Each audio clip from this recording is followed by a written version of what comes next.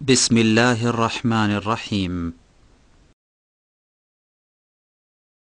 ومن أحسن قولا ممن دعا إلى الله وعمل صالحا وقال إنني من المسلمين. وما أرسلنا من قبلك من رسول إلا نوحي إليه أنه لا إله إلا أنا فاعبدون.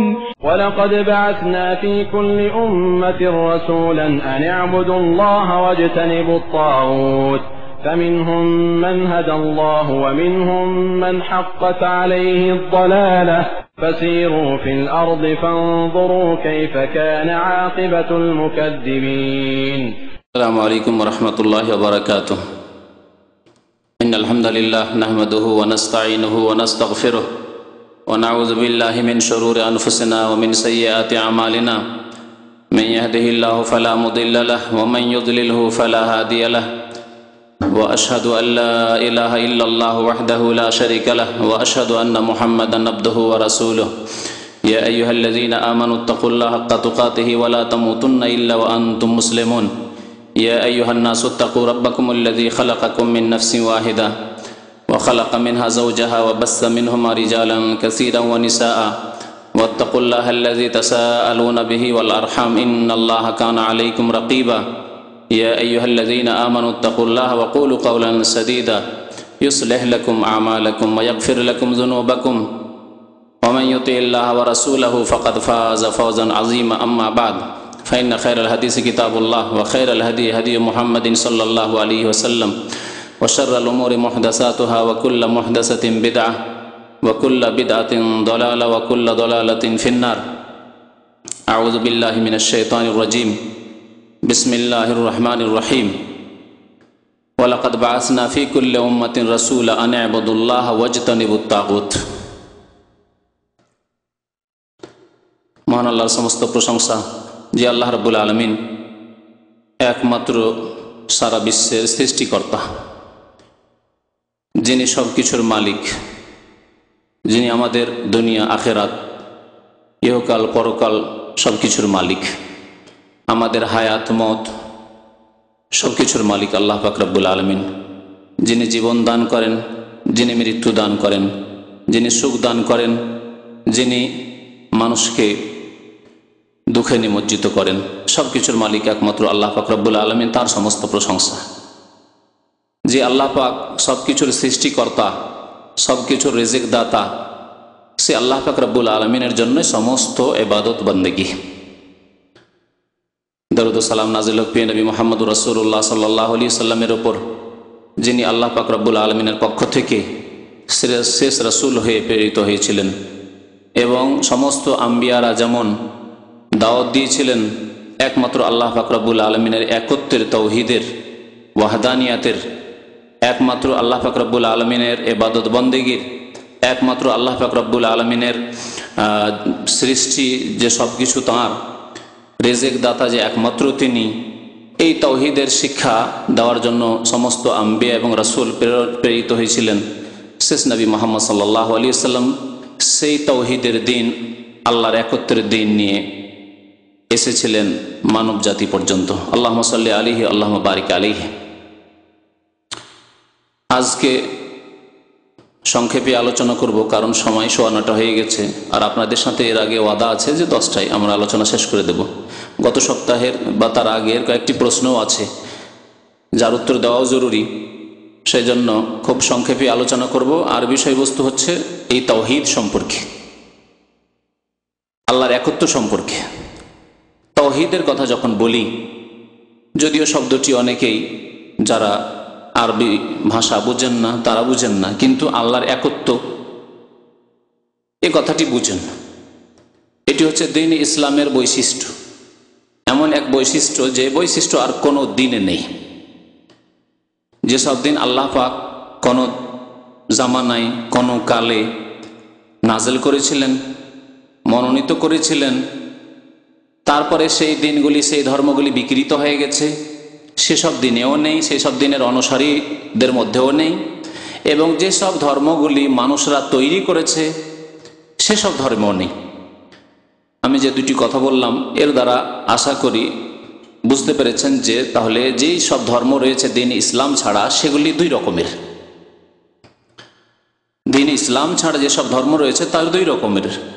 এক রকমের ধর্ম যেগুলো মানুষের তৈরি করা ধর্ম, মানব রচিত ধর্ম, হিন্দু ধর্ম, বৌদ্ধ ধর্ম, শিখদের ধর্ম, জৈন ধর্ম, এই রকম ধর্মগুলি হচ্ছে মানুষের তৈরি করা ধর্ম, মানব রচিত ধর্ম। এসব ধর্ম ঐশী বাণীর ভিত্তিতে পৃথিবীতে আসেনি, কিছু মানুষরা এগুলিকে রচনা করেছে। আর ছোটকাল থেকে আমরা পড়েছি যে হিন্দুদের লেখা ইতিহাসের বইয়ে যে বেদ রচনা করেছে কারা? আর্যরা বেদ রচনা করেছে। আর্যরা যখন ভারতে আগমন করে আজকে থেকে 3500 বা 4000 বছর আগে আসার পরে তারা বেদ রচনা করেছে। তাহলে তাদের কথা দ্বারা স্পষ্ট যে এগুলি হচ্ছে মানব রচিত ধর্ম, আর্যদের রচিত ধর্ম হিন্দু ধর্ম। আর তারপরে যেহেতু মানুষের তৈরি করা, সুতরাং নতুন নতুন কথা, নতুন নতুন কাজ, নতুন নতুন কর্ম ধর্মের নামে ঢুকতেই আছে, ঢুকতে আছে, ঢুকতে আছে, বাড়তি আছে, বাড়তি ঘাটতি হতেই আছে। এ হলো মানুষের তৈরি করা ধর্মের অবস্থা। আর কিছু ধর্ম আছে যেগুলি আল্লাহ পাক রব্বুল আলামিন নাযিল করেছেন আকাশ থেকে কোনো কালে এবং সীমিত কালের জন্য, তারপরে সেই ধর্মগুলিকে রহিত করে দেওয়া হয়েছে, কিন্তু সেই কিতাবগুলির নাম বাকি থেকে গেছে। আর তাতে কিছু অংশ আল্লাহ নাজিলকৃত থাকলেও অধিকাংশ অংশ বিকৃত হয়ে গেছে, যেমন তাওরাত, যেমন ইনজিল। তাওরাত আল্লাহ পাক নাজিল করেছেন মুসা আলাইহিস সালামের উপর, ইনজিল নাজিল করেছেন ঈসা আলাইহিস সালামের উপর, কিন্তু এই কিতাবগুলি বিকৃত হয়ে গেছে। সুতরাং কিতাব যখন গ্রন্থই বিকৃত তখন ধর্মই হচ্ছে বিকৃত। এই জন্য খ্রিস্টান ধর্ম বিকৃত, যদিও আল্লাহ নাজিলকৃত ধর্ম। ইনজিলের ধর্ম যদিও আল্লাহ নাজিলকৃত ধর্ম ছিল, কিন্তু বিকৃত ধর্ম, আসল রূপে নেই। বলাই মুশকিল যে কোনটি সঠিক কোনটি বেঠিক, কোনটা ঠিক কোনটা ভুল। এইরকমই যারা মুসা আলাইহিস সালামের অনুসারী হওয়ার দাবি করে ইহুদিরা, তারা সঠিক ধর্মের ওপর নেই। এমনকি মুসা আলাইহিস সালামের যে দিন নাজিল হয়েছিল তার ওপরেও নেই।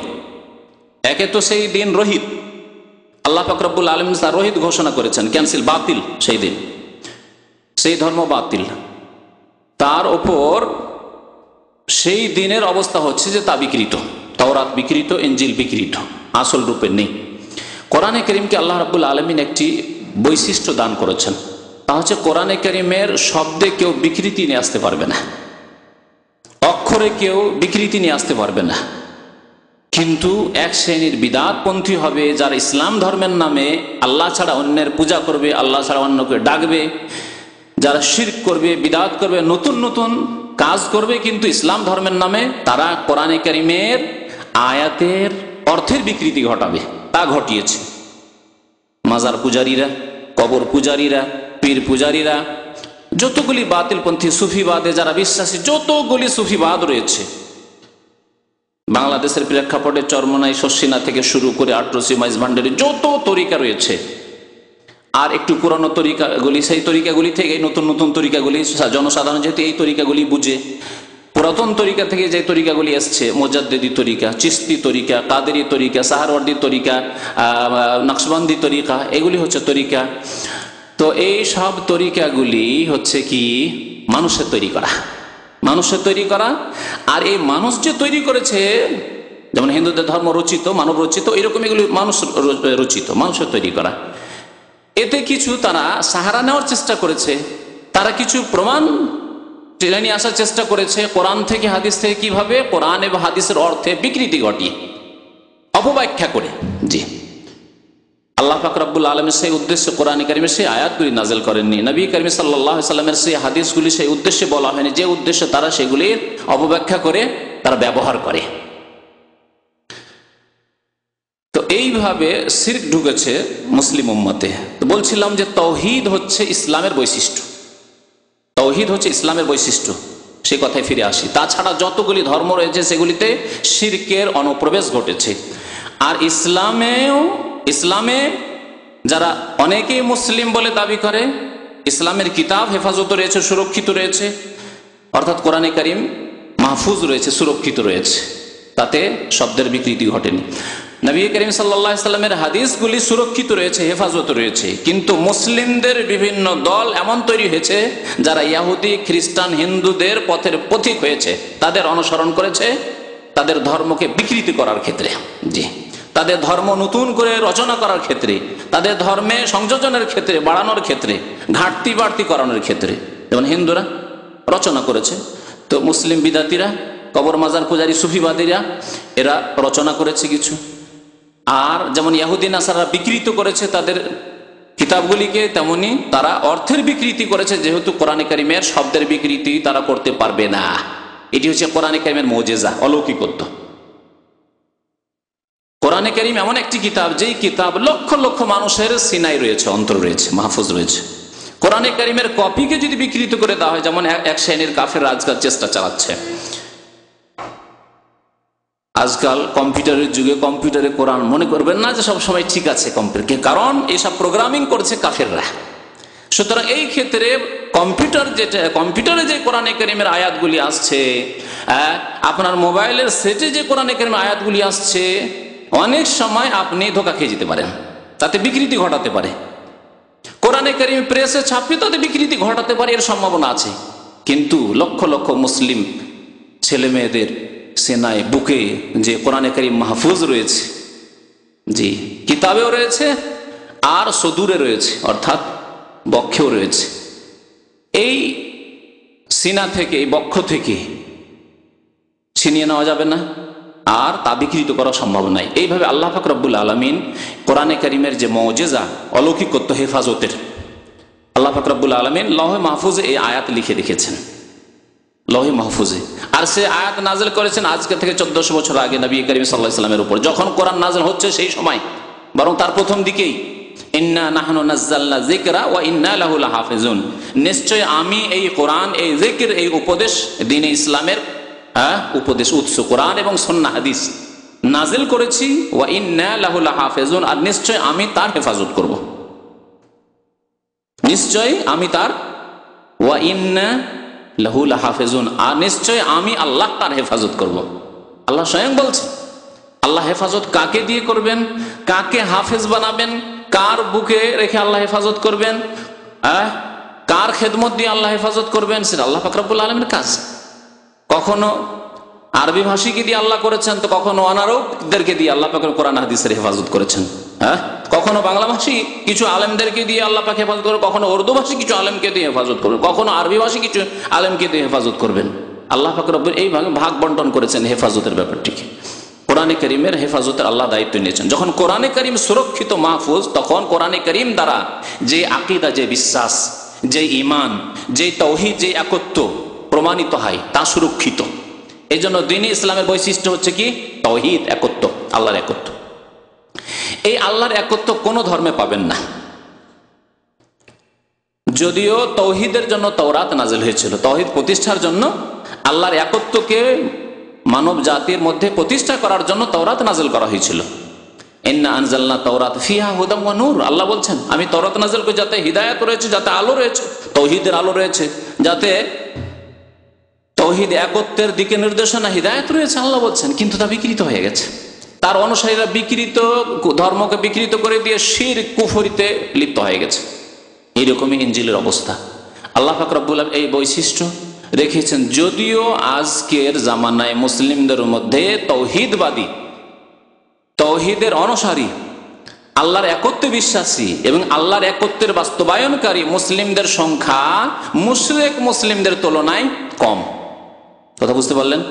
অর্থাৎ মুসলিমদেরকে যদি ভাগ করা হয় দুই ভাগে, একদল হচ্ছে আকীদায়, বিশ্বাসে, আমলে, কাজে, কর্মে, স্বীকৃতিতে, অনুমোদনে, সবকিছুতেই মুওয়াহ্হিদ, মানে আল্লাহর একত্বে বিশ্বাসী এবং একত্বের বাস্তবায়নকারী। আর আরেক দল মুসলিমকে করেন এর বিপরীত। কি? তাদের আকীদায় শিরক ঢুকে রয়েছে, আল্লাহর সাথে অংশীদার করে ফেলেছে আকীদার, বিশ্বাসের ক্ষেত্রে। তাদের কাজে, কর্মে, কথায়, চাল চলনে শিরক ঢুকে রয়েছে। দুই ভাগে যদি ভাগ করেন তো মুশরিক মুসলিমদের সংখ্যা বেশি হবে।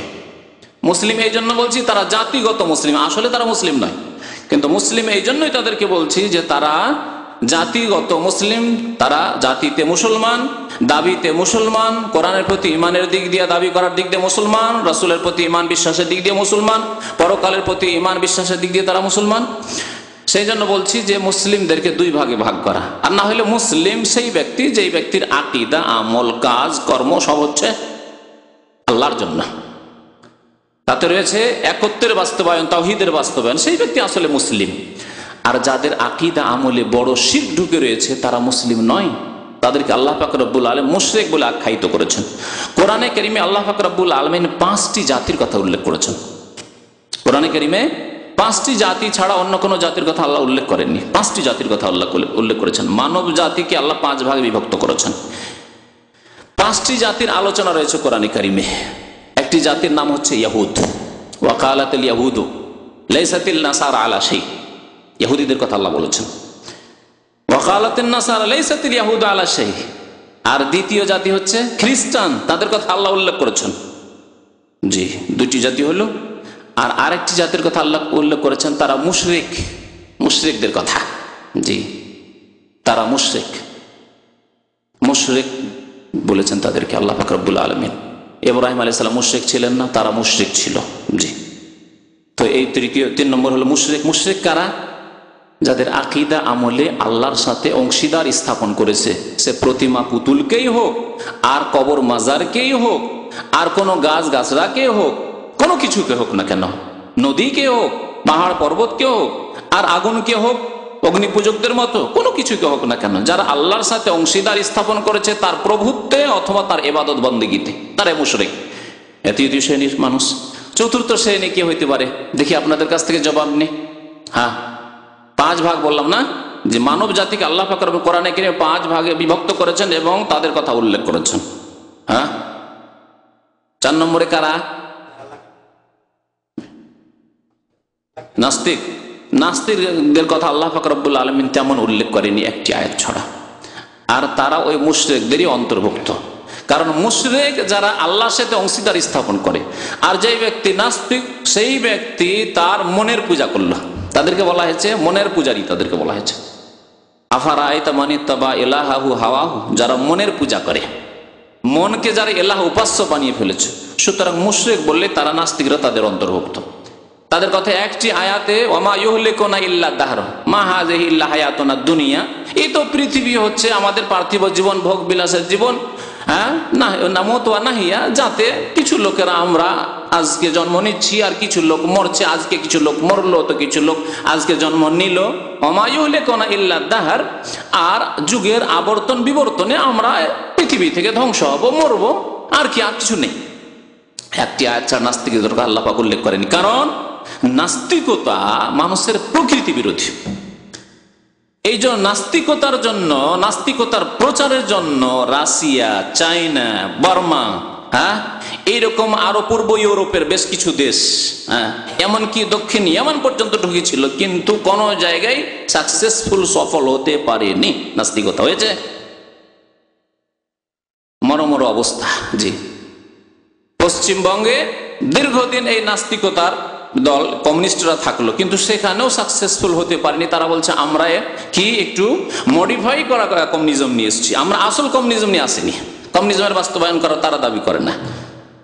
জি, তাহলে জি, হ্যাঁ জি, 4 নম্বর হচ্ছে মুনাফিক। কত আয়াতে আল্লাহ পাক মুনাফিকদের কথা উল্লেখ করেছে, ইন্নাল মুনাফিকিনা ফি দারকিল আসফালি মিনান নার, ইন্নাল মুনাফিকিনা ইউখাদিউনা আল্লাহ ওয়া হুয়া খাদিউহুম, হ্যাঁ, ইন্নাল মুনাফিকিনা হুমুল কাযিবুন। সূরা মুনাফিকুন একটি সূরার নামই হচ্ছে সূরা কাদ আফলাহ, কি সূরা ইযা জাআকাল মুনাফিকুনা ক্বালু নাশহাদু ইন্নাকা লা রাসূলুল মুনাফিক। আর মুনাফিকদের সংখ্যা পৃথিবীতে বহু আছে, বিশেষ করে মুসলিম সমাজে আজকাল যারা আল্লাহ বিশ্বাসী নয়, পরকালে বিশ্বাসী নয়, কিন্তু মুসলিম সমাজের 90% মুসলিম, সেখানে হয়তো 10% কাফের বাস করে। সেই দেশে তাদেরকে নেতৃত্ব করতে হবে, সেই দেশে তাদেরকে ব্যবসা বাণিজ্য করতে হবে, সেই দেশে তাদেরকে রাষ্ট্রপতি হইতে হবে, সেই দেশে তাকে প্রধানমন্ত্রী হইতে হবে, সেই দেশে তাদেরকে থাকতে হবে, সুতরাং সেই গ্রামে বাস করতে হবে। সুতরাং কি করে, ভিতরে কুফরি গোপন রেখে মুসলিম হওয়ার কথা বলে যে আমি মুসলিম। অনেকে নাম রাখে, ডবল ডবল নাম রাখে, অর্ধেক মুসলিম অর্ধেক হিন্দু, হ্যাঁ ঠিক না, নাম রাখে এরকম করে। এরা মুনাফিক। আল্লাহ পাক মুনাফিকদের কথা উল্লেখ করেছেন কোরআনে কারিমে, বহু জায়গায় উল্লেখ করেছেন। কারণ মুনাফিক একটা শক্তিশালী দল ছিল মদিনায়। মদিনায় আসার পরে মুনাফিক জন্ম নেয়, মক্কায় মুনাফিক ছিল না। দুর্বল থাকলে মুনাফিক জন্মায়। হ্যাঁ, যদি কাফেররা দুর্বল হয় তাহলে মুনাফিক জন্মায়, কাফের যদি শক্তিশালী হয় তাহলে মুনাফিক জন্মাবে না। মক্কায় যেন মুনাফিক জন্মায়নি, মক্কায় একটি মুনাফিক খুঁজে পাবেন না। এক রহস্যের কথা শোনেন, মক্কায় যা ছিল কাফের, আবু জাহেল কাফের, আবু লাহাব কাফের, খোলাখুলি শত্রুতা করছে, প্রকাশ্য শত্রুতা, প্রকাশ্য নির্যাতন চালাচ্ছে মুসলিমদের ওপর। কিন্তু মদিনায় তা পাবেন না। মদিনায় দেখলো যেন উপায় নেই, আমাদেরকে সুখে থাকতে হলে এখন বলতে হবে যে মুসলিম, আর কাজ করতে হবে কাফেরদের মতো কাজ, ইসলামের ক্ষতি করতে হবে। জি, এই জন্য আমি এর আগে আরেকটা আলোচনা বলেছিলাম যে মুনাফিক মুসলিম দেশগুলিতে পাবেন, কাফের দেশ মুনাফিক খুঁজে পাওয়া মুশকিল। কারণ সেখানে কুফরি শক্তিশালী, সেখানে মুনাফিক করতে পাবে না। সেখানে তো প্রকাশ্য দ্বারা কুফরি করলে কোনো অসুবিধা নেই। চারটি দল হলো, আরেকটি দল হ্যাঁ মুমিন মুসলিম। ইয়া আইয়ুহাল্লাযীনা আমানু, ইয়া আইয়ুহাল্লাযীনা আমানু, কত জায়গায় আল্লাহ পাক সম্বোধন করেছেন হে ঈমানদারগণ, হে ঈমানদারগণ। তাহলে তাওহীদবাদী কারা? মুমিন। আকীদায় আমলে যারা ঈমানদার বিশ্বাসী তারা হচ্ছে মুমিন। আর বাকি যারা আকীদায় শিরক রাখে, আমলে শিরক রাখে, কাজে কর্মে শিরক, ইবাদত বন্দেগীতে শিরক, দোয়ায় শিরক, জবাই করার সময় শিরক, জবাই করে গিয়ে পীরের আস্তানায়, জবাই করে গিয়ে ওরসের মেলায়, মান্নত মানে পীর সাহেবের নামে যে এই মান্নত করলাম, আল্লাহ যদি আমার ছেলেটি সৌদি আরব চলে যায়, বিদেশে চলে যায়, বা ইউরোপ আমেরিকা লন্ডন যেতে চাইছে চলে যায়, তো শাহজালাল বাবার যখন ওরস লাগবে তো ওখানে একটা খাসি জবাই করবা। যদিও জাতিতে মুসলমান, গরুর গোস্ত খাওয়া মুসলমান, কিন্তু আল্লাহ পাক তাদেরকে কি বলেছেন? মুশরিকিন বলে আখ্যায়িত করেছেন। জি, কুল ইয়া আইয়ুহাল কাফিরুন লা আ'বুদু মা তা'বুদুন ওয়া লা আনতুম আ'বুদুনা মা আ'বুদু। এই মুশরিকদের কথা আল্লাহ পাক রব্বুল আলামিন বহু আয়াতে উল্লেখ করেছেন। তো ইসলামের বৈশিষ্ট্য বলছিলাম কি? তাওহীদ। সত্যিকারও যদি মুসলিম হয় তাহলে তার মধ্যে তাওহীদ আছে। আর যদি সত্যিকার মুসলিম না হয় তাহলে তার মধ্যে শিরক থাকতে পারে, তার মধ্যে নাস্তিকতা থাকতে পারে, তার মধ্যে ইহুদি মতবাদ থাকতে পারে, তার মধ্যে খ্রিস্টানদের ভ্রান্ত মতবাদ থাকতে পারে। তাওহীদ আল্লাহর একত্ব প্রতিষ্ঠার জন্য আল্লাহ পাক রব্বুল আলামিন সমস্ত আম্বিয়া এবং রাসূল প্রেরণ করেছেন। তাওহীদ এত গুরুত্বপূর্ণ কাজ মানুষের জীবনে, প্রত্যেক মানুষের জীবনে, শুধু মুসলিমের জীবনে না, যে সমস্ত আম্বিয়া এবং রাসূলকে এই তালিম, এই শিক্ষা দেওয়ার জন্য পাঠিয়েছেন যে তোমরা গিয়ে কি করো? মানুষকে আমার একত্বের কথা জানিয়ে দাও। ওয়ালাকাদ বাআসনা ফি কুল্লি উম্মাতিন রাসূলা, নিশ্চয় আল্লাহ পাক বলছেন নিশ্চয় আমি প্রত্যেক জাতিতে একজন করে রাসূল প্রেরণ করেছি। আনে আবুদুল্লাহ, এই মর্মে এই কথা জানিয়ে দেওয়ার জন্য তাদের মাধ্যমে আল্লাহ পাক স্বয়ং কোন মানুষের সাথে কথা বলে জানাননি। মা কানা লিবাশারিন আন ইউকাল্লিমাহুল্লাহু ইল্লা ওয়াহয়ান আও মিন ওয়ারাই হিজাব। মহান আল্লাহ ইরশাদ করছেন যে কোন মানুষের পক্ষে সম্ভব নয় যে তার সাথে আল্লাহ কথা বলবেন, ইল্লা ওয়াহয়ান, ওয়াহি ছাড়া। ওয়াহি করেছেন কার উপর? আম্বিয়া এবং রাসূল গণের উপর। আও মিন ওয়ারাই হিজাব, অথবা পর্দার আড়াল থেকে।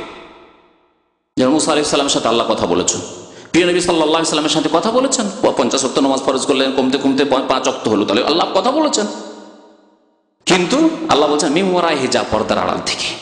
কোন মানুষের সাথে কথা বলে আল্লাহ পাক রব্বুল বলেন ইন্নী আনাল্লাহ, আমি আল্লাহ, আমার ইবাদত করো। নবী ছাড়া আর কাউকে আল্লাহ পাক বলেননি। হ্যাঁ, ইন্নী আনাল্লাহ যে কথাটি বললাম মুসা আলাইহিস সালামকে আল্লাহ বলেছেন তুর পাহাড়ে, ইন্নী আনা রাব্বুকা ফাখলানা আলাইকা, হে মুসা আমি তোমার রব, সুতরাং তুমি আমার দরবারে, আমার সামনে যদি আসো তাহলে তুমি তোমার জুতা খুলে আসো। ইন্নাকা বিল ওয়াদিল মুকাদ্দাসে তুয়া, তুমি তুয়া নামক পবিত্র স্থানে অবস্থান করছো এখন বা এসেছো। তো কি বলছিলাম? সমস্ত আম্বিয়া রাসূলকে আল্লাহ পাক রব্বুল আলামিন কি শিক্ষা দেওয়ার জন্য পাঠিয়েছেন? তাওহীদের শিক্ষা দেওয়ার জন্য পাঠিয়েছেন। প্রথম শিক্ষা তাদের তাওহীদ, আল্লাহর একত্ব। প্রথম শিক্ষা এই নয় যে সত্য কথা বলবে, হ্যাঁ অবশ্যই এসব শিক্ষা দিয়েছেন, কিন্তু প্রথম শিক্ষা সেই শিক্ষা না। প্রথম শিক্ষা নামাজ নয়, প্রথম শিক্ষা রোজা নয়, প্রথম শিক্ষা হজ করা নয়, প্রথম শিক্ষা যাকাত দেওয়া নয়, প্রথম শিক্ষা মাতা পিতার সেবা নয়। এসব শিক্ষা ইসলাম দিয়েছে, আম্বিয়া কেরামরা দিয়েছেন, কিন্তু প্রথম শিক্ষা দিয়েছেন কি? ওয়ালাকাদ বাআসনা ফি কুল্লি উম্মাতিন রাসূলা, প্রত্যেক জাতিতে আমি একজন করে রাসূল প্রেরণ করেছি। এই মর্মে যে তারাই শিক্ষা দেবেন আনি'বুদুল্লাহ, একমাত্র আল্লাহর ইবাদত বন্দেগী করবে, একমাত্র আল্লাহর ইবাদত বন্দেগী করবে। আল্লাহর ইবাদত বন্দেগী প্রতিষ্ঠা করলে একমাত্র তার করতে হবে। আল্লাহর ইবাদত বন্দেগী করলাম আর তার সাথে সাথে আল্লাহর ইবাদত বন্দেগীর কিছু অংশ, একটি হোক আর দুটি হোক আর 10টি হোক আর সবগুলি হোক, যদি আল্লাহ ছাড়া অন্যকে দিয়ে দেওয়া হয়, এর নাম হচ্ছে শিরক। এখানে আরেকটি কথা বলে দিই, কারণ অনেকে তাওহীদ আর শিরকের শাব্দিক অর্থ বুঝেন না। তাওহীদ শব্দটি ওয়াহেদ শব্দ থেকে, তাওহীদ শব্দটি কোত্থেকে এসছে? ওয়াহেদে ওয়াও হা দাল আছে, তাই না? ওয়াও হা দাল এর ধাতু, ওই ওয়াও হা দালের উপরে তা লাগিয়ে দেওয়া হয়েছে, আর ইয়া তো তাওহীদ হয়ে গেছে, আল্লাহর একত্ব ওর মানে। আর ওয়াহেদ মানে এক, আর এই আহাদ, ওয়াহেদ এবং আহাদ, এখান থেকে তাওহীদ শব্দ এসেছে। আহাদ কুল হুয়াল্লাহ, আল্লাহ এক ও একক। আহাদ বা ওয়াহেদ এই ধাতু থেকে তাওহীদ শব্দটি। তাহলে তাওহীদ মানে আল্লাহকে এক জানা, মানে এক বলে বিশ্বাস করা, এক মানা মানে এক মেনে তার বাস্তবায়ন করা। জি। আর শিরক শব্দটি শারাকা থেকে, শিন রা কাফের ধাতু থেকে এসেছে। এর মানে হচ্ছে অংশীদার করা, অংশীদার করা। এই জন্য আমরা নিজেদের ভাষায় বলি, যদি কেউ ব্যবসায়ী কারো সাথে পার্টনারশিপে ব্যবসা করে, কারো যদি কোনো অংশ থাকে, তাহলে কি বলি? এই লোকটি অমুকের শরীক। হ্যাঁ, এই লোকটি অমুকের শরীক রয়েছে, মানে পার্টনার রয়েছে। শরীক মানে পার্টনার, আর শিরক মানে হচ্ছে পার্টনারশিপ। জি। তো এইভাবে আমরা বিভিন্ন ক্ষেত্রে যেখানে কোনো অংশ রয়েছে, একটা জমিতে দুইজন শরীক রয়েছেন, দুইজনের অংশ আছে, বলছেন আমার শরীক, এই লোকটি আমার শরীক, আমার ব্যবসায় শরীক, আমার এই জমিটাই শরীক, আমার এই বিল্ডিং এর শরীক, হ্যাঁ, আমার এই মার্কেটে শরীক, শরীক বলছেন। তো আল্লাহ পাক রব্বুল আলামিনের একটি গুণে অথবা একাধিক গুণে, অথবা আল্লাহ পাক রব্বুল আলামিনের একটি ইবাদতে অথবা একাধিক ইবাদতে যদি কেউ অন্য কোনো কিছুকে, কোনো ব্যক্তিকে যদি কি করে, অংশীদার স্থাপন করে, ইমানের বিশ্বাসে স্থাপন করে, অথবা কাজে কর্মে অংশীদার স্থাপন করে, বিশ্বাস করে না কিন্তু ওই কাজে কর্মে আল্লাহর অংশীদার স্থাপন করে দিল, অথবা কাজে কর্মে কোনোদিন শিরক করেনি কিন্তু তার বিশ্বাস আছে, বিশ্বাস আছে যে আল্লাহর অনেক অংশীদার আছেন। আল্লাহ পাক রব্বুল আলামিন ওলি আউলিয়াদেরকে, নবী রাসূলদেরকে, আল্লাহর নেক বান্দাদেরকে, বুজুর্গানে দ্বীনকে আল্লাহ পাক রব্বুল আলামিন বহু ক্ষমতা দেন। তারা ইচ্ছা করলে সন্তান দিতে পারেন, তারা ইচ্ছা করলে কাউকে মেরেও দিতে পারেন, তারা ইচ্ছা করলে কারো রোগ ভালো করে দিতে পারেন, তারা ইচ্ছা করলে কাউকে উদ্ধার করে দিতে পারেন, তারা ইচ্ছা করলে কারো সর্বনাশ করে দিতে পারেন। বাস আমার যাচ্ছে, এই রাস্তায় চলছে আর মাজার রয়েছে, এই রাস্তার উপর যদি আমার বাস ডেলি ওখানে গিয়ে কিছু পয়সা না দেয়, নজরানা পেশ না করে, তাহলে এই আল্লাহর ওলি যদি ইচ্ছা করেন, তাহলে আমার বাসকে একেবারে কি করে দিবে? শেষ করে দিবে, এবার সর্বনাশ আমার হয়ে যাবে। কোন দিকে কোন বিপদ আপদ চলে আসে, সেজন্য ড্রাইভারকে নসিহত করে উপদেশ দিয়ে রেখেছে, করে না? করে না? হ্যাঁ, জি। হিন্দুরাকে দেখা যায় যে মন্দির যদি রাস্তার কাছে মন্দির থাকে, তো ওখানে থেমে 8 আনা 4 আনা 1 টাকা যা হোক আর একটা তার সাথে ফুল দিয়ে আসবে। ওই রকমই কবর পূজারী মুসলিম যারা মুশরিক, মুসলিম নামে মুসলিম কিন্তু কাজে কর্মে আকীদায় যারা মুশরিক, তারা কি করে? তাদের ড্রাইভাররা কি করে, তাদের খালাসিরা কি করে, এটা ফুল রাখে আর তার সাথে কিছু পয়সা নিয়ে গিয়ে নজরানা অফিসের মাজারে পেশ করিয়ে বাসটা থামিয়ে তারপরে সেখান থেকে চলবে, না হলে জানি না কি যে বিপদ আসে রে বাবা। কাজেও করলো, আকীদায় থাকলো। হয়তো কোনো লোক থাকতে পারে কৃপণ, কোনোদিন পয়সা দিতে গেল না কিন্তু ভয় আছে, ভয়ে ভীতু, কি জানি কোনোদিন পয়সা তো দিই না, এখান দিয়ে রাত দিন আমার গাড়ি চলাচল করে, কিন্তু কোনো বিপদ যে চলে আসে বলা যায় না, বলা যায় না কোন বিপদ চলে। কেন? আল্লাহর ওলি আউলিয়াদেরকে আল্লাহ পাক এরকম ক্ষমতা দিয়েছেন। তাহলে আকীদায় শিরক আছে। এই জন্য বলছি আকীদাতে শিরক থাক অথবা আমলে থাক, দুটোর একটাতে থাক, অথবা দুটোতেই শিরক থাক, মুশরিক। তো তাওহীদ আর শিরককে বুঝে নেওয়ার পরে আসেন যে সমস্ত আম্বিয়া এবং রাসূলগণকে আল্লাহ পাক রব্বুল আলামিন কি জন্য প্রেরণ করেছেন? হ্যাঁ, আনি'বুদুল্লাহ, একমাত্র আল্লাহর ইবাদত করবে বলে আল্লাহ থেমে যাননি। যদি এতটুকু বলে আল্লাহ থেমে যেতেন, ক্ষান্ত করতেন, তাহলে নামাজও পড়েছে একজন মুসলমান, আর ওরসের মেলায় গিয়ে ওখানে খাসি মুরগ জবাই করছে পীর বাবার জন্য। ওখানে গিয়ে আপনার যখন বালা মুসিবত আসছে তখন উদ্ধার কামনা করছি পীর বাবার কাছে, ইয়া গাউসুল আজম মাদাদ, ইয়া খাজা বাবা মাদাদ, হে ফুরফুরা বাবা মাদাদ, এই আটরসি বাবা মাদাদ বলছে, তাহলে অসুবিধা ছিল না। কারণ আল্লাহ বলেছেন ইবাদত বন্দি আনে আবুদুল্লাহ, ইবাদত বন্দি করো, আমি নামাজ পড়ছি, নামাজ তো পড়ছি, 5 ওয়াক্ত নামাজ পড়ছি, তাই না? আল্লাহ কি বলছেন তারপরে? ওয়াজতানিবু তাগুত, আল্লাহ ছাড়া অন্যের পূজা থেকে বেঁচে থাকো, আল্লাহ ছাড়া অন্যের ইবাদত থেকে বেঁচে থাকো, আল্লাহ ছাড়া অন্যকে আল্লাহর অংশীদার করা থেকে বেঁচে থাকো। তাগুত, তাগুত মানে আল্লাহ পাক রব্বুল আলামিন ছাড়া কারো ক্ষেত্রে যদি আপনি সীমা লঙ্ঘন করেন, আল্লাহ পাক রব্বুল আলামিন যে সীমানা দিয়েছেন ইবাদত বন্দেগীর, সেই সীমানা হচ্ছে ইবাদত একমাত্র আল্লাহর জন্য, নবীর জন্য নয়। ইবাদত কার জন্য? একমাত্র আল্লাহ পাক রব্বুল আলামিনের জন্য। আনুগত্যের ক্ষেত্রে আল্লাহ বলছেন আল্লাহরও আনুগত্য করো আর রাসূলের আনুগত্য করো। রাসূলের আনুগত্য করলে, আনুগত্য মানে মানা, আল্লাহকে যেমন মানতে হবে তেমন রাসূলকেও কি করতে হবে? মানতে হবে। খুব সহজ ভাষা এই জন্য বলছি যে অল্প পড়াশোনা মানুষ হলে বলছে দেখবে এখানে আবার শিরক কেন হইল না, এখানে কেন শিরক হইল না? আমি যদি সেজদা করে দিই নবীকে, নবীর কবরে গিয়ে যদি সেজদা করে দিই, ওলিয়া উলিয়ার কবরে যদি সেজদা করে দিই, তাহলে মুশরিক হয়ে যাব? ইয়া গাউসুল আজম বললে মুশরিক হয়ে যাব? খাসি মোরগ যদি জবাই করি পীর বাবার নামে তাহলে মুশরিক হয়ে যাব? যদি বলি যে ওই দারুল উলুম দেওবন্দে একটি গাছ যেখানে প্রথম পড়াশোনা শুরু করেছিল ডালিম গাছ, আর সেই গাছের তলায় বসে চোখ বন্ধ করে একটু মুরাকাবা করলে যদি যতই মুশকিল কিতাব হোক সব আসান হয়ে যাবে, এই আকীদা রাখলে মুশরিক হয়ে যাব? আর রাসূলের আনুগত্য করলে কেন মুশরিক হব না? হ্যাঁ, আল্লাহ বলছেন অমাইয়ুতিউর রাসূলা ফাকাদ আতা আল্লাহ, আল্লাহর কথা মানতে হবে আর রাসূলের কথা মানতে হবে। যে রাসূলের কথা মানবে সে আল্লাহরই কথা মানলো, কারণ রাসূলুল্লাহ সাল্লাল্লাহু আলাইহি ওয়াসাল্লাম নিজের পক্ষ থেকে কোনো কথা বলেননি, যা বলেছেন কার পক্ষ থেকে? আল্লাহর পক্ষ। পার্থক্য বুঝতে পারছেন? কিন্তু রাসূলুল্লাহ সাল্লাল্লাহু আলাইহি ওয়াসাল্লাম কোথাও ইবাদতের ক্ষেত্রে, সেজদার ক্ষেত্রে, দোয়ার ক্ষেত্রে যে আমার অন্তর খুলে দেবে, আমি মুশকিল থেকে মুশকিল কথা আমি বুঝতে পারবো, মুশকিল থেকে মুশকিল কিতাব বুঝতে পারবো, মুশকিল থেকে মুশকিল হাদিস ফিকহ মাসলা বুঝতে পারবো, যদি আমি ওখানে গিয়ে বসি যেখানে কাসেম নানুতুবি সাহেব প্রথম ক্লাস শুরু করেছিলেন, হ্যাঁ এটি শিরক, জি এটি শিরক, বড় শিরক এটি। কারণ এর মালিক একমাত্র আল্লাহ পাক রব্বুল আলামিন, নবীও মালিক নন। কেউ যদি এই আকীদা রাখে যে মসজিদে রাসূলের, মসজিদে নববীতে যেখানে প্রিয় নবী সাল্লাল্লাহু আলাইহি ওয়াসাল্লাম কত না দিনের দর্শ দিয়েছেন, দিনের শিক্ষা দিয়েছেন, সেখানে যদি চোখ বন্ধ করি, বলুন তো যদি আপনাকে তুলনা করি, পাশাপাশি বলি যে এক জায়গায় দর্শ আরম্ভ করেছেন কাসেম নানুতুবি, দেওবন্দ মাদ্রাসার প্রতিষ্ঠাতা তিনি, আর আরেক জায়গায় দর্শ শুরু করেছিলেন প্রিয় নবী মুহাম্মদুর রাসূলুল্লাহ সাল্লাল্লাহু আলাইহি ওয়াসাল্লাম, কোন জায়গা বেশি বরকতময়? বলুন। যেখানে রাসূলুল্লাহ সাল্লাল্লাহু আলাইহি ওয়াসাল্লাম দর্শ শুরু করে সেটা বরকতময় নয়?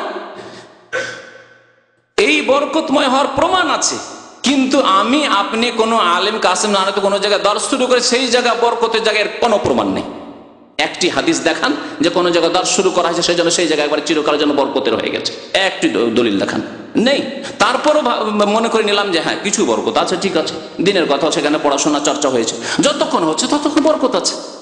উদাহরণ দিয়ে বলি আপনাকে, এই জায়গায় যতক্ষণ দিনের আলোচনা হচ্ছে অবশ্যই বরকত আছে, এটা হাদিস দ্বারা প্রমাণিত যে মাজতামা কওমুন ফি বাইতিন মিন বুয়ুতিল্লাহি ইয়াতলুনা কিতাবাল্লাহি ওয়া ইয়াতাদারাসুনা বাইনাহুম ইল্লা নাযালাত আলাইহিমুস সাকিনাতু ওয়া হাফফাত আলাইহিমুল মালায়েকা ওয়া গাশিয়াতুহুমুর রাহমা।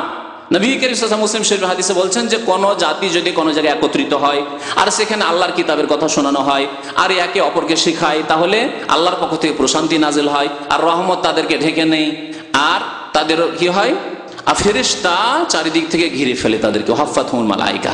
কতক্ষণ? যতক্ষণ দিনের কথা আলোচনা হচ্ছে, দিনের আলোচনা শেষ, তারপরে রুমকে লক করে দেওয়া হলো বা এই হল বন্ধ করে দেওয়া হলো, তখনই কি ফেরেশতা ঘিরে বসে আছে নাকি? তখনও ফেরেশতা ঘিরে বসে আছে না, ভিত্তিহীন কথা। তাহলে যতক্ষণ পর্যন্ত দিনের দার্স ওই জায়গা হয়েছে ততক্ষণ পর্যন্ত আল্লাহর রহমত ছিল, যদি সত্যি দিনের দার্স তাওহীদের দার্স হয়ে থাকে, কোরআন সুন্নাহর দার্স হয়ে থাকে। তাহলে যেই জায়গায় প্রিয় নবী মুহাম্মদুর রাসূলুল্লাহ সাল্লাল্লাহু আলাইহি ওয়াসাল্লাম ছাত্র ছিলেন আর জিবরিল আলাইহিস সালাতু ওয়াস সালাম এসে বলছেন ইকরা ইকরা বিসমি রাব্বিকাল্লাযী খালাক, কোন জায়গা? গারে হেরা, হেরা পাহাড়ের গুহা, জাবাল নূর, সেই জায়গায় বেশি বরকত আছে না ওই দেওবন্দ হাটহাজারী তার ফুটিয়াতে বেশি বরকত আছে? বলেন দেখি।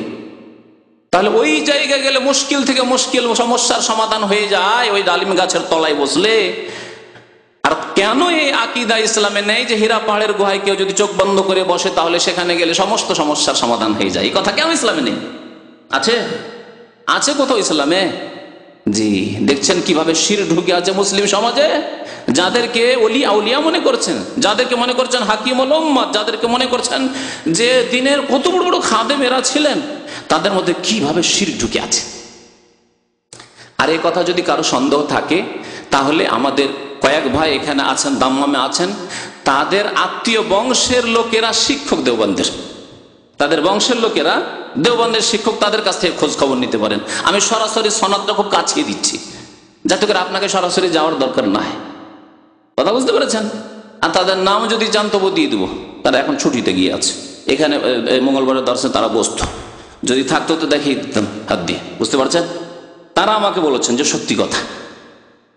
আর তারা তো বললো এখন আজকে থেকে প্রায় 20 বছর আগে আমার ওস্তাদ এক দেওবন্দি ছিল, দেওবন্দ থেকে ফারিক কাসেমি, তার কাছে তিন দেওবন্দির কাছে আমি পড়েছি। তো তাদের কাছ থেকে সরাসরি শোনা, যারা ওখানে 8 বছর 10 বছর করে পড়ে ফারিক হয়ে এসছে, তাদের কাছ থেকে শোনা যে ওখানে বড় মুশকিল যখন মাসলা, পরীক্ষার দিনে পড়াশোনা বুঝতে পারছে না কোনো ছাত্র, তখন তাদেরকে নসিহত করা হয় ওস্তাদের পক্ষ থেকে, যাও ডালিম গাছের তলায় বসো। ডালিম গাছটা 100-150 বছর আগে ছিল, ও বুড়ো হওয়ার পরে কাটা হয়ে গেছে, সব শেষ হয়ে গেছে, কিচ্ছু নেই, সাফ হয়ে গেছে। তারপরে ডালিম গাছের তলায় গিয়ে কিছুক্ষণ বসো, দেখো যে তোমার সব সমস্যার সমাধান হয়ে যাবে, কথাবার্তা বুঝতে পারবে ওস্তাদের, আর তাড়াতাড়ি তোমার কিতাব মুখস্থ হয়ে যাবে, আর পরীক্ষায় তুমি পাশ করবে। জি, বুঝতে পারলেন? জি, এগুলি হচ্ছে শিরক।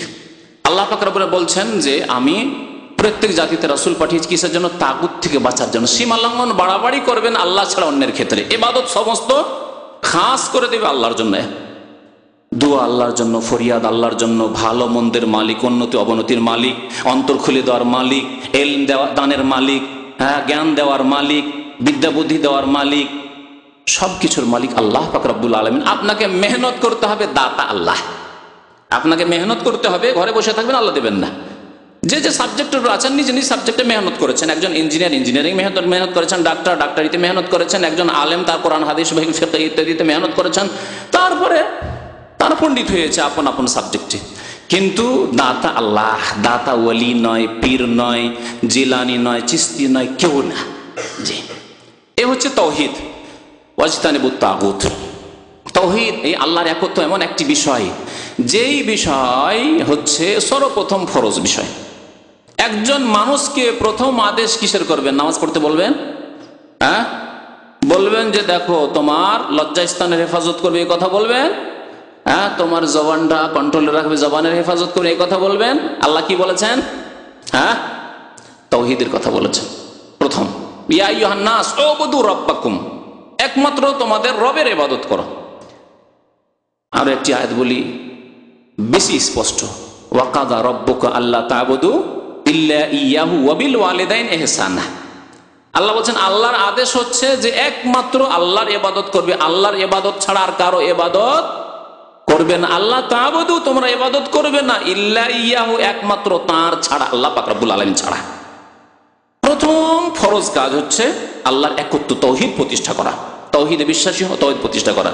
তারপরে আল্লাহ বলছেন ওয়া বিল ওয়ালিদাইন ইহসানা, আল্লাহর হক হচ্ছে তাওহীদ, আল্লাহর একত্ব প্রতিষ্ঠা করা। আল্লাহর হক হচ্ছে নামাজ, আল্লাহর হক হচ্ছে রোজা, আল্লাহর হক হচ্ছে যাকাত, আল্লাহর হক হচ্ছে হজ। আল্লাহর হক, বহু হক রয়েছে বান্দার উপর, সবগুলির নাম ইবাদত বন্দেগী। কিন্তু একত্বের কথা আল্লাহ বলছেন আল্লাহ তা'বুদ, একমাত্র আল্লাহর ইবাদত বন্দেগী করতে, তাওহীদ। আর মানুষের বহু হক রয়েছে, ভাইয়ের হক রয়েছে, প্রতিবেশীর হক রয়েছে, বন্ধুর হক রয়েছে, স্ত্রীর হক রয়েছে, স্বামীর হক রয়েছে, বহু মানুষের হক আপনার সাথে আমার সাথে জড়িত। কিন্তু সবচেয়ে বড় হক কার?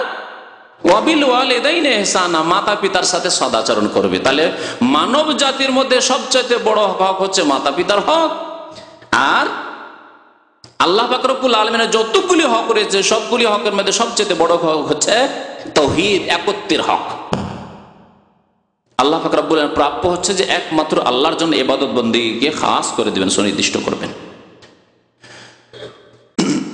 এই তাওহীদ এমন একটি গুরুত্বপূর্ণ বিষয় যে এই একত্বে বিশ্বাসী হওয়ার ক্ষেত্রে মানব জাতি দুই ভাগে বিভক্ত হয়েছে। আমি 5 শ্রেণীর মানুষের কথা বললাম, এই 5 শ্রেণীকে দুই ভাগে ভাগ করে দিতে পারেন, 2টি শিবিরে ভাগ করে দিতে পারেন, ঠিক কিনা? কিসের জন্য, কিসের ভিত্তিতে? শুধু তাওহীদের ভিত্তিতে, আল্লাহর একত্বের ভিত্তিতে।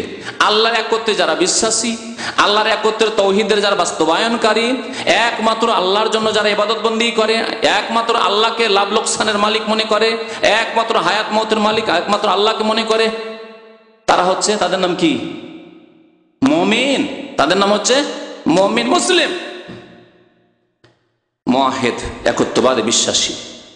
আর যারা এই কথায় বিশ্বাসী নয় অথবা এই কথার বাস্তবায়ন করে না, তাদের নাম কি? কাফের। আর ইহুদি কাফের, খ্রিস্টান কাফের, মুশরিক, পত্তলিক কাফের, কবর পূজারী কাফের, নাস্তিক কাফের, সব কাফের। যতগুলি ভাগ করলাম সবগুলিকে এই একটি শব্দের মধ্যে সামিল। তাহলে মুমিন এবং কাফের মানব জাতি, আদম সন্তান। আদম আলাইহিস সালাম তো একজন মানুষ, হ্যাঁ?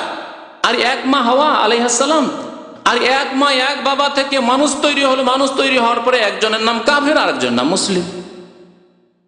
একজনের নাম মুমিন মুসলিম, আরেকজনের নাম কাফের। কিসের ভিত্তিতে? রঙের ভিত্তিতে, বর্ণের ভিত্তিতে। যে রংটা খুব ফর্সা, দেখতে খুব সুন্দর, টল ফিগার, সেজন্য সে মুসলিম না। আমার চাইতে আপনার চাইতে কত সুন্দর কাফের যে আছে আল্লাহ পাকে জানে, দেখার দিক দিয়ে সুন্দর কাফের, কিন্তু তার নাম হচ্ছে কাফের,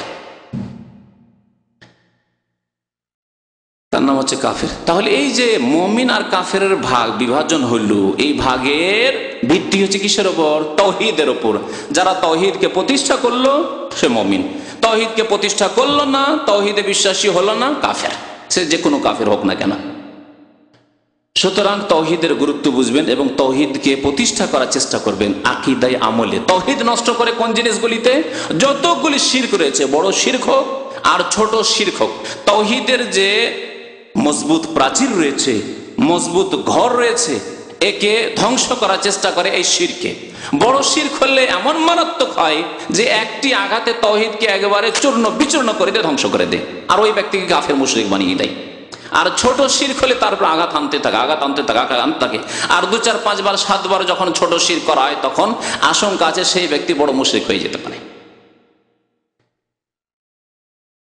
তাবিজ আমাদের মুসলিম সমাজে, বাংলাদেশে তাবিজ, কার বাড়িতে যে তাবিজ নেই, কার গাড়িতে তাবিজ নেই, কার ছেলে মেয়েদের শরীরে যে তাবিজ নেই বলা মুশকিল। ঘরে ঘরে তাবিজ, বাড়িতে বাড়িতে, গাড়িতে গাড়িতে তাবিজ, গাছে তাবিজ, জমিতে তাবিজ, যেখানে সেখানে তাবিজ আর তাবিজ। মনে করা হয় যে তাবিজ থাকলে কোনো ক্ষতি হবে না, কোনো কিছু ক্ষতি করতে পারবে না। আর তাবিজ যদি না থাকে মহাবিপদ, মহাবিপদ। ভয়ে ভীত সন্ত্রস্ত যে কি যে হয় না হয়, ছেলে তাবিজটা কোথায় যে ছুটে পড়ে গেছে, ছিঁড়ে পড়ে গেছে, কি যে হয়, কোথায় একটা তাবিজ খুঁজতে হবে। এই তাবিজ যদি মনে করা হয় যে আল্লাহ পাক রব্বুল আলামিন সবকিছুর মালিক, কিন্তু তাবিজ থাকলে আমার বিপদ আপদ হালকা হবে, ছোট শিরক করলেন। কিন্তু এই তাবিজ কিছুদিন থাকলে এমন তাবিজের উপর আস্থা ভরসা হয়ে যায় যে আঘাত খেয়ে খেয়ে খেয়ে তাওহীদ ধ্বংস হয়ে যায়, তারপরে বড় মুশরিকে পরিণত হয়। পুরোপুরি তাবিজের উপর ভরসা, আল্লাহর উপর ভরসা নেই। জি, তারপরে নবী করিম সাল্লাল্লাহু আলাইহি ওয়াসাল্লাম বলেছেন, মান তাআল্লাকা তামিমাতান ফাকাদ আশরাকা, যে ব্যক্তি তাবিজ ঝুলালো সেই ব্যক্তি শিরিক করলো। বাড়িতে ঝুলান, গাড়িতে ঝুলান, গাছে ঝুলান, আর নিজের স্ত্রীর গায়ে ঝুলান, নিজের গায়ে ঝুলান, ছেলে মেয়েদের গায়ে ঝুলান, ফাকাদ আশরাকা, সেই ব্যক্তি শিরিক করলো। মান তাআল্লাকা তামিমাতান, যেই ব্যক্তি তাবিজ ঝুলালো, আল্লাহ পাক রব্বুল ফালা তাম্মাল্লাহু, আল্লাহ যেন তার মনের আশা পূরণ না করে। আল্লাহু আকবার, মনের আশা যাতে না আল্লাহ পূরণ করে। কিন্তু শিরকি আকীদা, শিরকি আমল ঘরে ঘরে আমাদের এমনভাবে ঢুকেছে যে ওমা ইউমিনু আকসারুহুম বিল্লাহি ইল্লা ওয়া হুম মুশরিকুন। অধিকাংশ মানুষ যারা ঈমানের দাবি করে, আল্লাহ পাক বলেছেন সূরা ইউসুফে, অধিকাংশ মানুষ যারা ঈমানের দাবি করে তারাও শিরিক করে থাকে। যারা ঈমানের দাবি করে, মুসলিম হওয়ার দাবি করে, তারাও শিরিক করে থাকে। তাহলে বাকিগুলির অবস্থা কি? কাফেরদের অবস্থা কি? মুশরিকদের অবস্থা কি? যারা ডাহা শিরিক করে যাচ্ছে, কোলাকুলি শিরিক করছে, বা ঘোষণা করছে যে আমরা ইসলাম মানি না, আমরা কোরআন মানি না, আমরা পরকালে বিশ্বাস করি না, তাদের অবস্থা কি? তারা যে কোন জাহান্নামের ইন্ধন হবে। আর তাদের পিছনে পিছনে ছুটেছে ওই সব লোকেরা যারা মুসলিম হওয়া সত্ত্বেও তাদের আকীদা আমলে শিরক করতে আছে। সুতরাং শিরক থেকে সাবধান হবেন, ছোট শিরক হোক বড় শিরক হোক, শিরককে চিনতে হবে। শিরক থেকে বাঁচার জন্য তাহলে শিরককে চিহ্নিত করতে হবে যে এগুলি শিরক, বুঝতে হবে। হুযায়ফা রাদিয়াল্লাহু তাআলা তাই বলছেন যে কানান নাসু ইয়াসআলুনা আনিল খাইর ওয়া কুনতু আসআলু আনিশ শার, লোকেরা মঙ্গল সম্পর্কে ভালো কথা জিজ্ঞেস করতো, ইতিবাচক কথা জিজ্ঞেস করতো, আর আমি নেতিবাচক কথা জিজ্ঞেস করতাম, আমি মন্দ কথাগুলি জিজ্ঞেস করতাম। জি, তাহলে আপনাকে মন্দগুলি জানতে হবে বাঁচার জন্য, যে মাজারে যাওয়া শিরক, জি, পাকা কবর করা শিরক, জি, কবরে চাদর চড়ানো শিরক, ওরস লাগানো শিরক, জি, সেখানে গিয়ে মান্নত করা শিরক, সেখানে গিয়ে খাসি মোরগ জবাই করা শিরক, সেখানে নারী পুরুষ একাকার হয়ে ভিড় ভাড় করা, এগুলি শিরক। শিরকের সাহায্য করা এবং শিরকের সমর্থন করা। আর শিরক করার জন্য যায়, ওদের জন্য কোথায় দোয়া করতে যায়? নিজের জন্য দোয়া করতে যায় পীর বাবার কাছে, ঠিক না? এগুলি কথা জানতে হবে, তাহলে তাওহীদ প্রতিষ্ঠা হবে। আল্লাহ বলছেন ফামান ইয়াকফুর বিত্তাগুত ওয়া ইউমিন বিল্লাহ, আল্লাহ ছাড়া অন্যকে অস্বীকার করার পরে ঈমান প্রতিষ্ঠা হবে। আর ঈমানের দাবি করেন শুধু ঈমান করে, আর আল্লাহ ছাড়া অন্যকে অস্বীকার করলেন, কবর মাজারকে অস্বীকার করলেন না, কবর মাজারে সেজদা করাকে অস্বীকার করলেন না, ভালো মন্দ যে কবর মাজার থেকে আসে ওই কথাকে অস্বীকার করলেন না, এইসব শিরকি আকীদা আমলকে অস্বীকার করলেন না, তাহলে মুসলিম হতে পারবেন না। ওয়া ইউমিন বিল্লাহি ফাকাদ ইসতামসাকা বিল উরওয়াতিল উসকা, আল্লাহর প্রতি ঈমান নিয়ে আসতে হবে। আল্লাহ ছাড়া দেবী দেবতা, কবর মাজার আর তাবিজ তোমার বালা এসবকে অস্বীকার করি। আল্লাহ যেন আমাদেরকে তৌফিক দান করেন। আল্লাহ আমাদেরকে শিরক বিদআত থেকে বেঁচে থাকার যেন তৌফিক দান করেন। আল্লাহ আমাদেরকে সমস্ত গুনাহ থেকে পাপ থেকে বেঁচে থাকার তৌফিক যেন দান করেন। আল্লাহ রাব্বুল আলামিন আমাদেরকে নেক আমলের তৌফিক দান করেন, 5 ওয়াক্ত নামাজ কায়েম করার যেন তৌফিক দান করেন। আল্লাহ যেন আমাদেরকে দুনিয়াতেও সুখী করেন, আখিরাতেও সুখী করেন। আমাদের অসুবিধাগুলিকে দূর করে দেন, বালা মুসিবত দূর করে দেন, আমাদের অসুস্থতা দূর করে দেন, ব্যাধি আল্লাহ দূর করে দেন। আমাদের যারা অসুস্থ রয়েছেন তাদের অসুস্থতা দূর করে দেন। আল্লাহ যারা পেরেশান রয়েছে তাদের পেরেশানিকে আল্লাহ পাক দূর করে দেন। আল্লাহ পাক রব্বুল আলামিন যাদের রিজিকের ব্যবস্থা নেই, যাদের কাজ করার ব্যবস্থা নেই, আল্লাহ যেন তাদের রিজিকের ব্যবস্থা করে দেন। রব্বানা আতিনা ফিদ দুনিয়া হাসানাহ ওয়া ফিল আখিরাতি হাসানাহ ওয়া কিনা আযাবান নার। ওয়া সাল্লাল্লাহু আলা নাবিয়িনা মুহাম্মদ ওয়া আলা আলিহি ওয়া সাহবিহি আজমাইন। এক ভাই জিজ্ঞাসা করেছেন সিগারেট খাওয়ার শারঈ হুকুম কি, দলিল সহ জানাবেন। হয়তো নতুন ব্যক্তি জিজ্ঞাসা করেছেন, না হলে আমার গত প্রায় 2-3 বছর আগের বক্তব্য আছে 1.5 ঘন্টার ক্যাসেটে, ধূমপানের বিধান বলে, তাতে বলি আপনাকে 12টি আয়াত আর 14টি হাদিস আছে। 12টি আয়াত আর 14টি হাদিস আছে, তাহলে 12 আর 14 কত?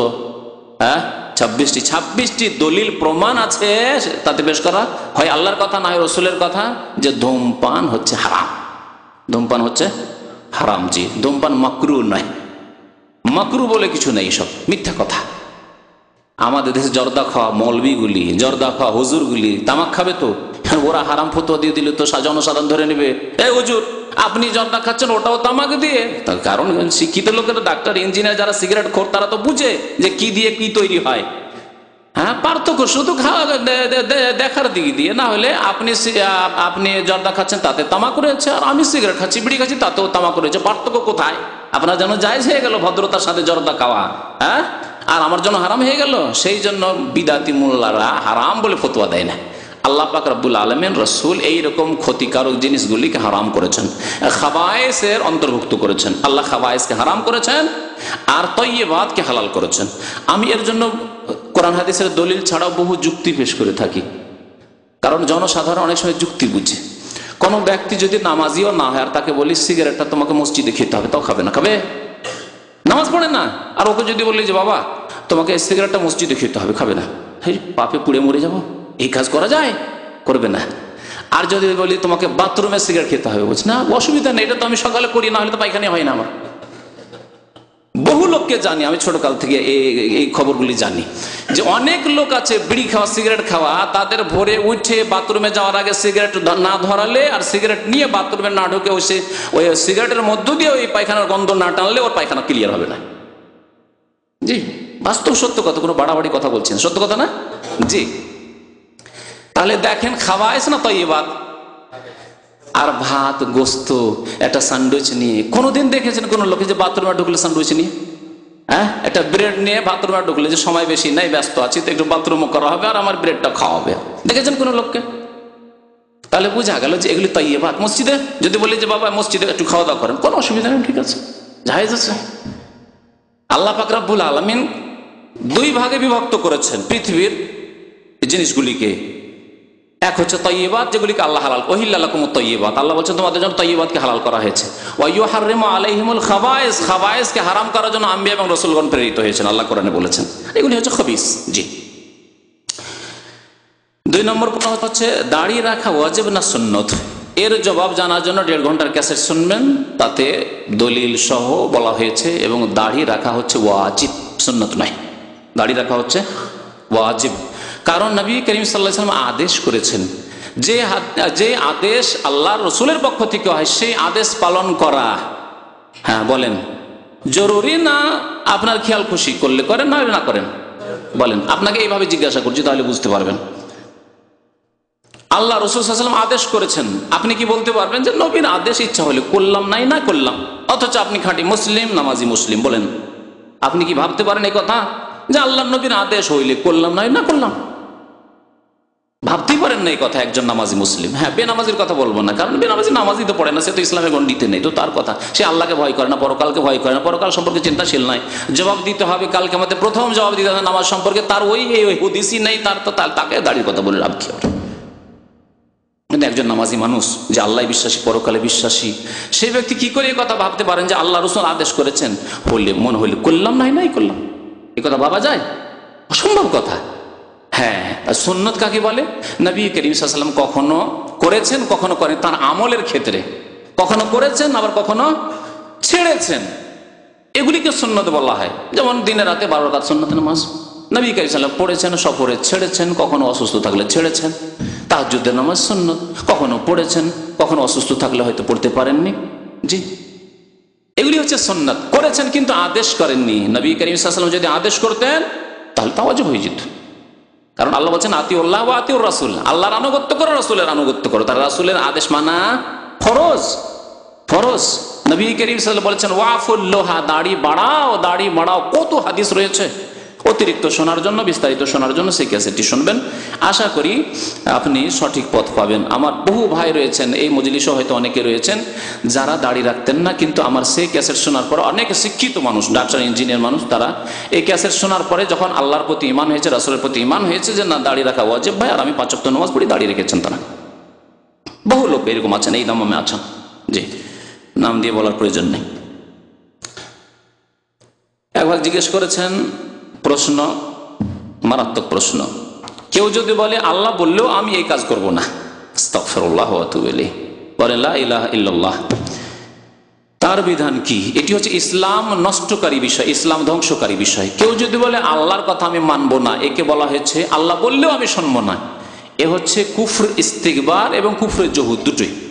কুফরের বিভিন্ন প্রকরণ বা কিসিম বর্ণনা করেছেন ওলামারা। তার মধ্যে একটি হচ্ছে যে অহংকার প্রদর্শন করে অস্বীকার করা। আল্লাহ ইবলিসের কথা বলছেন আবা ওয়াস্তাকবারা ওয়া কানা মিনাল কাফিরিন।